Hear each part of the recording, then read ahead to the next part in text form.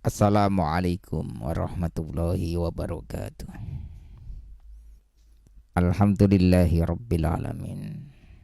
Assalatu wassalamu ala asyrafil anbiya'i wal mursalin wa ala alihi wa ashabihi wa barik wa sallim ajmain. La haula wa la quwwata illa billahil aliyyil azim. Amma ba'du. Pendengar Radio Pas FM yang berbahagia, sore kali ini kita berjumpa lagi dalam kajian Kitab Al-Mahali, kajian fikih yang bertepatan pada sore kali ini. Kita masih meneruskan tentang bab haid ya. Khususnya untuk perempuan secara umum, untuk laki-laki suami yang ketika istrinya belum paham tentang permasalahan haid. Bismillahirrahmanirrahim. Qala al-mu'allif rahimahullahu ta'ala wa nafa'ana bihi wa bi ulumihi fid dharaini amin ya rabbal alamin. Wa yahrumu bihi ay bil haidi ma haruma bil janabati. Wa yahrumu lan haram bihi sebab haid ay bil haidi apa ma perkara haruma kang haram. Apa ma bil janabati kelawan sebab janabah. Jadi kemarin kita bahas tentang nopo dasar-dasar ya, tentang dasar-dasar haid. Mulai dari aqallul haidi, terus nopo aksaruhu, dan juga ada wasatnya, kebiasaan tengah-tengah antara aqall dan aksar. Secara global kemarin aqallu sinihi tis usinina ya. Kemarin secara usia ketika ada orang yang berinjak dewasa, remaja ya, mulai umur 9 tahun, kurang 16 hari kemarin ya. Kategori yang hari-harinya itu masih muat antara haid dan tuhir, aqallul haidi dan aqallul tuhir, seperti itu. Kemudian kalau aqallul haid yaumun wa lailatun. Nah, ini dihitung 1 hari 1 malam. Kalau hitungan jam berarti 24 jam. Nah, dalam 24 jam itu termasuk aqallul haidi. Adapun yang aksaruhu kemarin ada berapa? Khamsata asyar 15 hari. 15 hari disambung bilaya liha disambung dengan malamnya Nah, itu yang secara global. Dan kebiasaan orang yang haid itu antara sitah wasabah antara 6 dan 7 hari. Nah, secara global kemarin yang telah kita sampaikan. Lah, ketika orang dalam keadaan haid ini masuk pada pembahasan perempuan yang dalam keadaan haid. Ini apa saja yang dilarang, artinya tidak diperbolehkan ketika dalam masa-masa haid. Berbeda dengan istihadhah ya. Nanti istihadhah beda lagi. Yakhrumu bihi bil haidi ma haruma bil janabati. Sama hukumnya seperti orang yang janabah. Artinya ketika orang janabah itu diharamkan minas sholati wa ghairiha. Minas sholati sangka sholat wa ghairiha lan saliyane sholat. Haram menjalankan ibadah sholat bagi orang yang janabah. Begitu juga orang yang dalam keadaan haid bagi seorang perempuan. Ngoten nggih. Jadi ya wis gak sholat. Banyak napa? Haram menjalankan ibadah kok haram ya, karena dalam keadaan nanggung hadas gede. Gak iso diresiki kecuali memang sudah mampet. Nah, kita sudah wis mampet, wis resik, wis suci lah, ini baru kewajiban kewajiban menjalankan ibadah, sholat dan selainnya. Lah termasuk diharamkan sholat wa uburul masjidi lan mlaku atau lewatan masjid. Lewat mlaku ning masjid niku nggih mboten angsal. Nalikane lewatan tok nggih. Nanti harus bisa membedakan antara ubur dengan apa? Dengan mukso. Lah nek cuma sekedar lewat masjid masuk napa sekedar bablas ngoten nggih, mboten meneng. Lah ketika in khaufat talwisuhu. In khaufat lamun kuwatir sapa mar'ah talwisahu ing netese napa netese haid ning masjid. Iku nek kuwatir ketika memang netes zaman riyin Masjid Kanjeng Nabi niku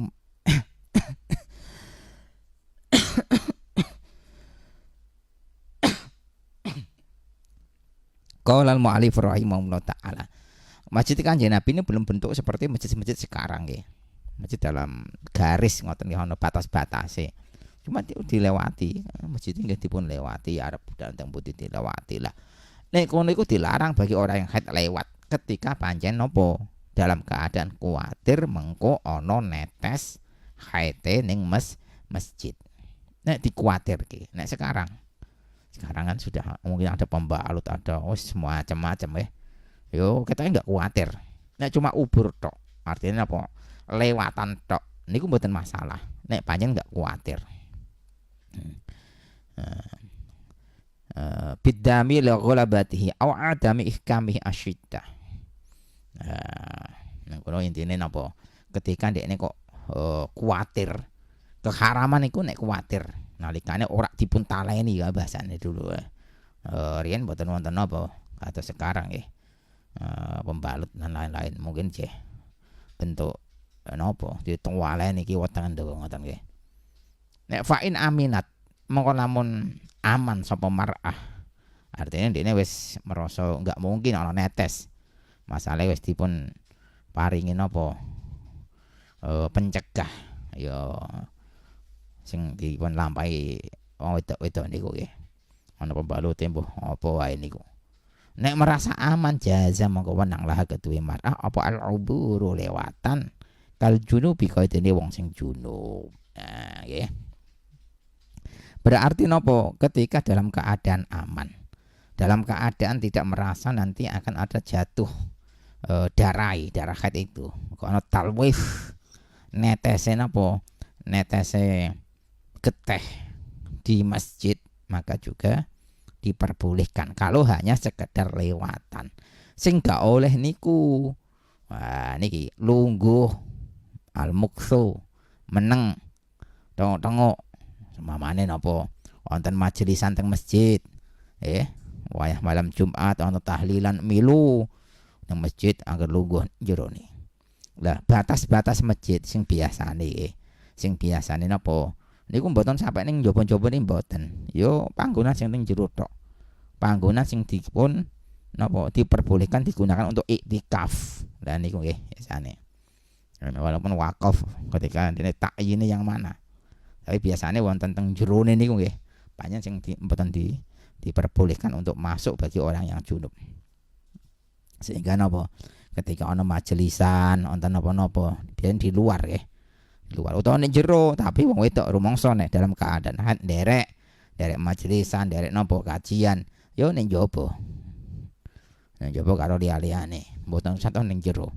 Mboten angsal walaupun dalam keadaan satu perbuatan sing apik tapi larangan. Karena dalam keadaan apa mboten suci. Ngoten nggih. Lho. Berarti ketika nderek kajian asal mboten wong sing haid wangsal oleh-oleh wae. Asal mboten nek jero masjid oleh luguh mau. Ngoten nggih. Qala al-mu'allif rahimahullah taala wa shaum bulan poso. Poso nggih sami. Kaya Ramadan. Jarang wong perempuan dalam keadaan ijazah dalam keadaan apa masih remaja masih nggih masih mboten sing wong tuwa-tuwa nggih. Niki biasanya setiap bulan Ramadan dalam keadaan poso ini mboten full krana napa kedatangan napa haid. Iki biasane nggih. Ora ketang pirang dina mbuh di awal, di akhir atau bahkan di tengah. Seperti itu. Ketika datang dalam keadaan apa puasa, ya batal puasane. Wa yajibulan wajib apa qadauhu ngodoi saum. Lho nek payah Ramadan ternyata napa? Ya baik dalam keadaan haid. Berarti ada kewajiban untuk mengqadai bagi perempuan yang napa meninggalkan puasa. Bedani beda dengan apa salat bikhilafis sholati kelawan bedani salat. Nek salat mboten. Oh salat mboten ngondoi ketika ditinggalkan berapa hari. Oh 6 hari yo gak poso, yo gak salat. Sing kewajiban apa? Sing kewajiban dipun qondoi cuma puasane. Salate mboten usah. Kenapa kok ngoten? Nek padha-padha satu kewajiban, nek sing poso kok diwajibno qondoi tapi nek salat kok mboten. Fala yajibu mongko ora wajib apa qadauha ngondoi salat lil masyaqqati krana masyaqah. Iya masyaqah. Krana apa salat 5 dina ditinggal besok ngondoine pangkir haid ngondoi terus gak sakit. Bahkan ana sing haid dalam keadaan aksar 15 hari. Ngondoi 15 hari dalam keadaan suci ngondoi terus sakit. Ini masyaqah. Masyakoh bagi orang yang dalam keadaan haid bikasrotiha krono akeh napa wilangane salat ngoten nggih. Nek poso kan mboten setahun cuma sekali iku wae cuma 5 hari mungkin 3 hari bahkan cuma ada yang 2-3 hari. Lah iku wajibane mengkondoine mboten termasuk masyakoh. Mboten termasuk bagian dari masyakoh khilafis salat. Nah sholat boten tetap masyakoh kalau sholat masalah sehari 5 kali ngotot sampai berhari-hari setiap bulan ngalamin apa haid. Nah iki wa ma baina suratiha wa rukbatiha termasuk keharaman lagi ketika seorang perempuan dalam keadaan haid. Jadi keharaman apa? Ma baina suratiha wa rukbatiha antarane dengkul lutut sampai pusar ini keharaman. Mubasyaratu biwat in au ghairihi. Lagi dalam satu pendapat pokoke mubasyarah nomor templean ngalap seneng-seneng antarane dengkul sampai tekan apa udel antara pusar sampai dengan lutut ini mubasyarah sebab kelawan biwatin kelawan wati au ghairihi atau selain daripada wati ngalap senang-senang lagi nggak diperbolehkan. Ini haram dalam satu sisi pendapat tapi ada pendapat lain wakila la yahrumu ghairul watai. Nah pendapat yang kedua di sini wakil ora haram ketika selain daripada wati. Nek wati ittifaq tetap haram dalam keadaan apa? Dalam keadaan haid. Tapi selain dari wati nyekel utawa nopo ngambung utawa demek lah liane lah ini enggak sampai hukum keharaman. Ini satu pendapat yang memperbolehkan, artinya di sini tidak sampai hukum keharaman. Tapi kalau kita memegang yang satu pendapat awal ma baina suratiha wa rukbatiha ketika mubasyarah biwat'in au ghairihi baik dalam keadaan menjalankan apa perbuatan wati jima sama istri ini ataupun selainnya ini hukumnya tetap haram. Ngoten nggih. Tapi wakila la yakhrumu ghairul wati. Ngoten ya. Qala al-mu'allif rahimahullah taala wahtarahu al-musannifu wahtara milihhu engkel sapa al-musannifu kiai musannifil tahqiq ing dalam tahqiq wa ghairihilan saliyane tahqiq. Lah ini kalau kiai musannif bahkan memilih sing napa singkil ya, singkil. Artinya singkil ini yang ketika enggak wati ya, itu tidak sampai hukum keharaman. Ngoten ya. Wa sayati fi kitab itu lagi apa hormatu. Qaul al-mu'allif rahimahullah taala fa idan qata'a mongko lamun pegot apa al haidu haid fa in qata'a mongko lamun pegot apa haid al haidu tegese haid lam yahil mongko ora halal qoblal ghusli ing dalem sadurunge adus mimah sawang perkara haram kang haram apa ghairu saumi saliyane poso wa tolakilan tolak. Ngeten nggih. Lah, ketika ada seorang perempuan sudah ingketok, haite wis mandek, wis pegot, delok suci. Delok iku pantenanan lho ya. Sebagian redaksi mengatakan ketika seorang perempuan kok wis mulai mampet. Kok mulai mampet itu sampai kapas dimasukke didelok wis ijek ana apa ora. Bener-bener kok mampet. Lah iki berarti napa? Wis dalam keadaan mboten haid.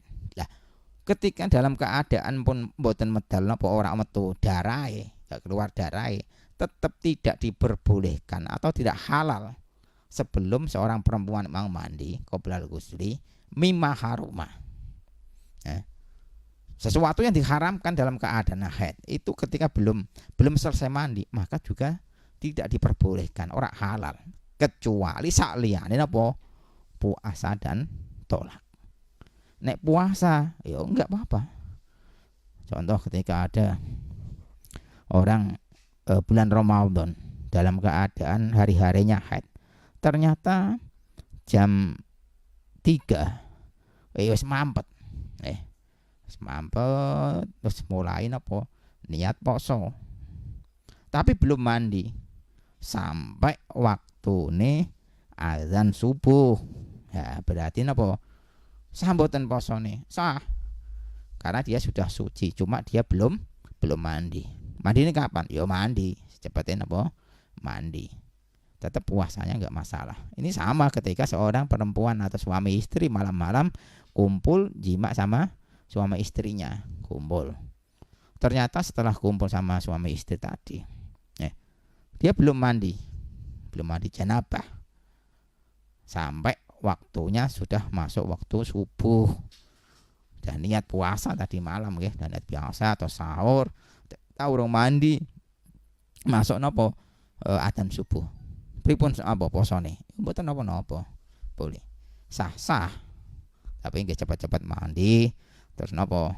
Salat subuh. Ngoten nggih. Nah niki kedah napa? Satu gambaran ketika napa sesuatu mimah haruma, sesuatu yang diharamkan ketika dalam keadaan al-haid. Dalam keadaan haid qoblal ghusli nggih. Sebelum mandi. Tapi ada yang diperbolehkan seperti napa puasa dan tolak. Fayahilani monggo halal apa karo ning tifa imani il awwali. Korona sepine perkara kang nyegah kang pertama. Artinya dalam keadaan kiambake pun mboten keluar darah, pun dalam keadaan wis mandek inggih tok maka diperbolehkan. Wal ma'na alladhi haruma lahu asani. Wal istihadatu. Sekarang yang kedua pembahasan tentang istihadhah. Tadi ada haid, sekarang ada istihadhah. Kemarin kan yang namanya darah haid itu darah yang keluar dalam keadaan sehat, dalam keadaan napa mboten penyakit sing keluare mau. Ana kategorine darah niku macam-macam nggih. Kemarin itu darah yang keluar. Nanti ada pembahasan darah niku napa nggih? Ketika seorang perempuan mengeluarkan darah lewat jalur farji, itu ada khamsatu aqsamin nih. Ada 5 bagian. Ini yang mungkin seorang perempuan pernah meneliti atau belum. Dalam redaksi itu ada 5 pembagian darah. Ada darah niku aswad. Darah itu hitam. Kemudian ada darah ahmar. Darah itu merah. Ada darah itu asfar, kekuning-kuningan. Nanti ketika keluar darah dicek mawon. Ada askor. Askor itu merah yang semu kuning ya, atau kelau. Dan yang kelima ada darah akdar. Akdar itu kuning yang semu putih atau budak. Lah 5 darah niki sebenarnya darah. Ini darahnya perempuan. Ora kok kuwabeh darah sing keluar niku terus nopo masuk kategori darah haid niku mboten. Mengko ada perbandingan antara darah yang qawi kok bersamaan berdarah qawi metu ana darah dhaif. Manakah darah itu yang masuk kategori darah haid? Apakah semuanya masuk atau diambil yang aqwa tok? Ini nanti ada beberapa penjelasan tentang ini. Tapi paling tidak kalau seorang perempuan itu mau meneliti darah yang keluar itu kok ora abang kabeh niku mboten. Tapi sing sering nggih mawa ahmar niku sing sering keluar. Ana sing akdar ana sing aswat banget abange dadi rupane wis kehitam-hitaman. Lah iki sing paling aqwa binisbat napa lil haid niku. Nah, kita membahas tentang istihadhah riyen. Istihadhah niku wahia ayujawiza adam aktharul haidi wa yastamiru. Jadi darah sing nopo keluar dari batas-batasnya nopo haid. Jadi ini kemarin yang kita gambarkan darah istihadhah itu darah yang memang termasuk bagian darah penyakit. Mboten termasuk darah sing masuk ning lingkaran darah haid. Kemarin kita gambarkan ketika ana wong keluar darah itu sudah 15 hari sudah masuk aksarul haid, ternyata kok masih ada keluar darah tanggal 16, 17, 18. Lah iki termasuk darah sing napa yujawiz adam aksarul haidi, wis nglewati batas-batas haid, maka termasuk bagian dari napa darah istihadhah. Istihadhah hadasun daimun kasalisi salisil bauli. Lah termasuk darah napa darah istihadhah niku darah sing kaya dene wong sing beser. Nih, secara hukum pun beda. Ora padha karo darah sing darah haid secara hukum. Nah, ketika darah ning kono iku keluar masuk kategori darah istihadhah, fala tamtani'u as-saum was-shalat. Maka tidak bisa mencegah ibadah puasa maupun ibadah salat. Nek keluare darah iku darah istihadhah. Wajib puasa wajib. Wajib salat wajib. Loh, keluar darah kok. Kalau memang kita sudah mengetahui darahnya istihadhah, ya kewajiban. Poso ya wajib, salat nggih wajib. Tapi ada tata carane. Mboten kok grambayangan untuk darah terus langsung salat mboten. Nah, nanti akan ada pembahasan tersendiri bagaimana cara kita mengatasi ketika dalam keadaan istihadhah. Saya kira itu dulu Mas Abi untuk pembahasan kali ini. Oke, baik. Dan Mitra Pas, Ustadz ini sore hari ini lumayan banyak yang masuk. Oh, gitu. Ada beberapa yang masuk di WhatsApp, ini kita bacakan dulu ya. Ini ada dari Mas Alkinu dari Jaksa. Assalamualaikum. Waalaikumsalam. Mau tanya, orang yang lagi haid yang kebetulan rumahnya itu bersebelahan dengan masjid itu gimana Yi?